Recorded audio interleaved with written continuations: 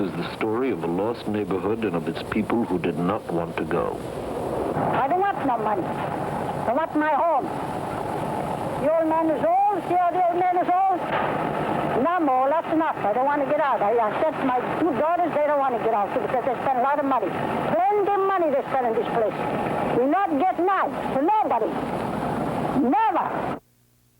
Hi, welcome to the West End Video Newsletter. Tonight we have with me again is Bill Margolin and Joel Goober. The West End House, we usually do it once a year, and tonight they're here, and we're going to talk about what's happening at the West End House. What's happening, guys?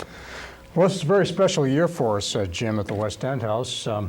We're celebrating our 100th anniversary. We don't do that very often, and we're very, very excited about it. We're going to have our first event on April 29th at the Newton Marriott, trying to pick a convenient location for people all over to come. And we're expecting, we expect maybe 500 to 600 people at that event. We're very excited. That's where is it? At the Newton Marriott. Okay. We decided not to have it downtown this time. We thought we'd push it out to the suburbs to give it a little more access for people to come. But it is an exciting time for us, and I do want to mention that that's just the kickoff event. We're going to be celebrating this for an entire year. You don't get a chance to do this very often. That's so just every 100 years. Every 100 years, so we want to make sure that we have a chance to have a number of events during the course of the year. I think when I get to be 100, I'll do it for you. Yeah, we'll have a year-long event for you. Well, as we were talking earlier, our oldest alumnus is George Kane, who's 101. Right. And a notice that's going to go out is sort of save the date notice to the folks. Right. It's going out in January. I know they're going to see this afterwards.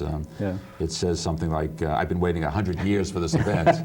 And George Kane, 101, oldest alumnus, so he may be there. He's up to it. So Well, he's a good man. Good man. Yeah. Yeah, so what else is happening there? Well, we're taking the opportunity, since it is 100th, to celebrate certainly our proud history, but at the same time to take this opportunity to introduce ourselves to new people who hopefully will become friends of ours, and also have an opportunity hopefully to be able to expand our resources so that we can provide additional programming to children in Allston, Brighton. I was going to say, one of the things that we're also doing is the West End House Camp is also joining in on these celebrations, although the camp is not as old. It's only 98 years old. It was founded in 1908.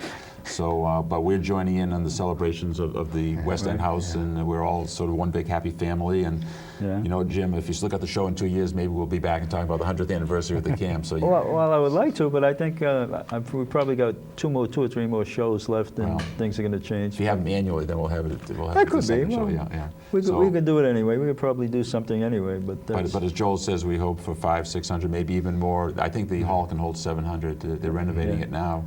And what's the price on it? It's going to be $150 a person, but if you know, the thing that made very clear, if somebody wants to go and the price is holding them back, give us a call and let's see what we can do. Something will be worked out. There'll be some tickets that will be available. Scholarships. And, we want people to come and have a good time. There is an ad book that's associated with it, and there's sponsorships for the centennial year that's associated with it. But the big thing is we want people to come who have a feeling for the West End House, the old timers, the younger people, the men, the women, the kids.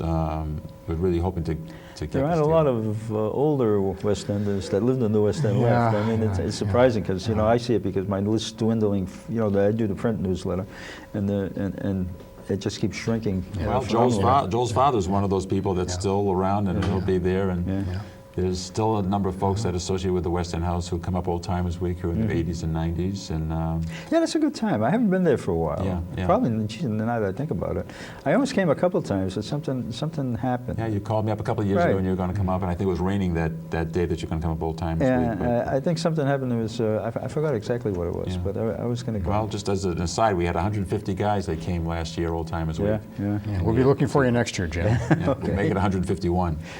Well, a lot of times what was happening when my kids were going to college, I was getting tied up at the end. You know, you usually have it like at the end.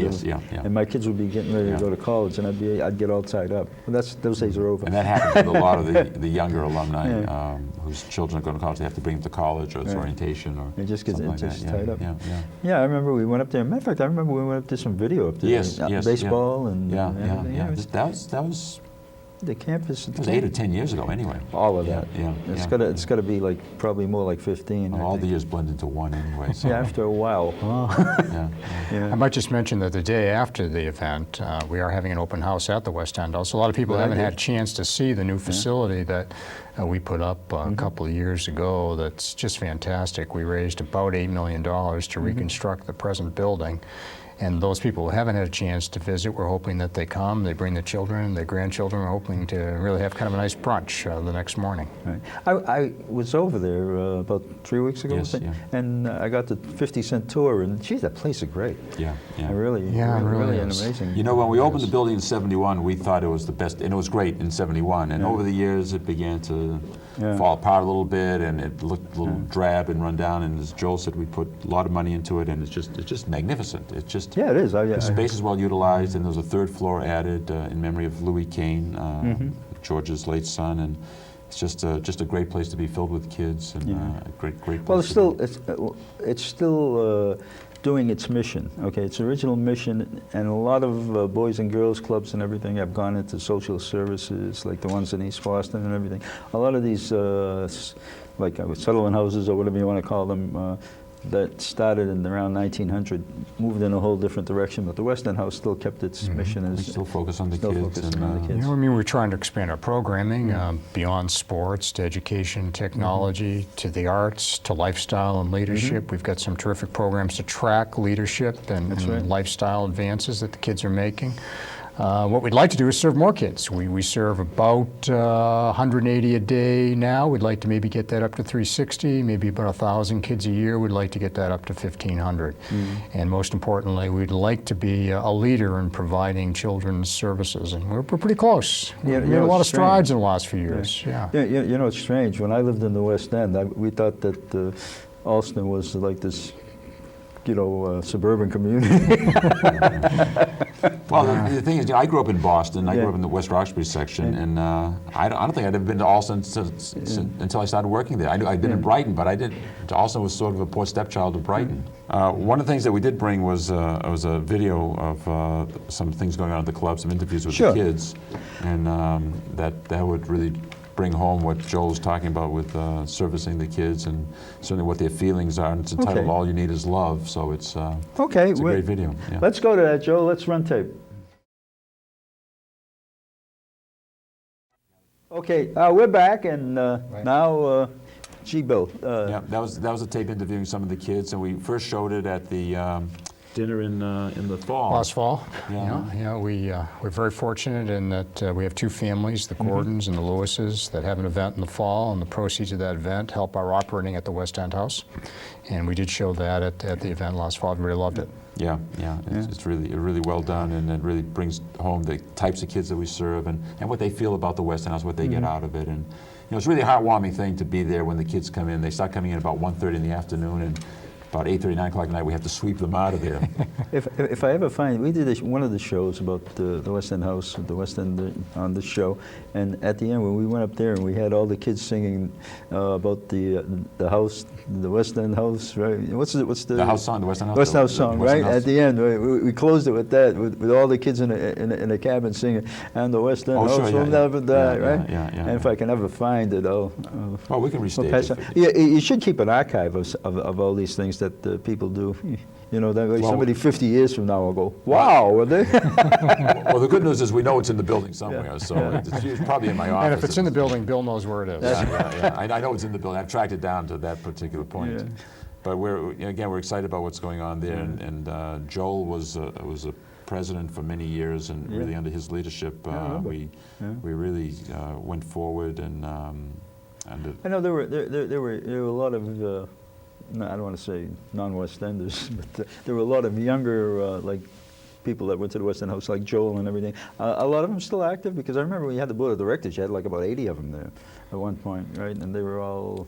Well, there's a small group that are very active, Jim. I think It's pretty characteristic of what happened in general. The people in the 60s and 70s aren't quite maybe as involved as the previous generations, but we do have a number of people who are our age who are very actively involved, and equally important, we've been able to expand out to a broader group of people who weren't from the West End but have been really engaged by what we're trying to do and have brought a lot of new energy and a lot of new resources to the organization. I guess what I'm saying is there were a lot of boys and girls that came through the West End House who were men, and I was wondering, you know, are they still there's a group active? of them, no question. Yeah, and they seem like they were very active, and you were part of that, if I remember. And actually, the board, as Joe alludes to, the board is, you know, the board is actually composed of old-time West Enders, younger West Enders, people that grew up in the Alston-Brighton area who belong to the West End House, parents of kids, people that really hadn't heard of the West End House up until a few years ago and have become very active with us, very supportive of us, and. You know, it's a nice combination of people, and it's a very active board, extremely active board. That's a great. The house does a lot of great things. I mean, I've always said this every time you come on. I'll say this again: you do what you're supposed to do, and you take care of things. And there's no pretense out there. No. I mean, I think it's great. I think you do a great job. And every penny that's raised goes into the operation. There's no skimming off the top or anything like that. I can't say enough things about the board that we have. They're a terrific group that realize that it's their responsibility to be actively involved, and they're very engaged. You know, we had some tough times in the late 90s. We weren't that far away from closing the doors. It was a pretty scary time for us, and we have a new board, and through the leadership of that board, we've moved our operating budget from what was back in the late 90s, some $400,000 to $1.3 million. We'd like to get close to $1 million. And not only did we do not only did we do the new building over, but we've got an endowment now of $2.5 million, and that's an extraordinary accomplishment, particularly given where we came from in the late 90s, where we almost did have to close the doors. So it's a real tribute to the leadership that the board's provided. Well, you have some pictures here, right? Yeah, one of the things we should mention is the fact that this, there's a lot of people that have come out of the West End House that we're very proud of. We're proud of actually everybody, but some people have made more of a name of themselves than others. And one of the people is Leonard Nimoy, who was a member of the West End House and has been very supportive of our cause. And actually, this is a picture of a billboard from our 85th anniversary dinner in 1991. And as I was saying to you earlier, he was very gracious. He sat in the audience, didn't sit at the head table. He signed autographs, posted pictures, went up to the room afterwards, and I remember we did some video. Mingled with people. And this is something that basically says he'll always remember what the West End House did for him as a young man. So this is, and he's coming in for our 100th anniversary. He's on our honorary committee. He's on our honorary committee. Yeah. He's a good man. And one of the other people that's on our honorary committee, his boat is named. He has a boat, right? And you know what the name of the boat is? Star Trek? West End. Okay. Does he really? Honestly, God. This is a picture of Theo Epstein, who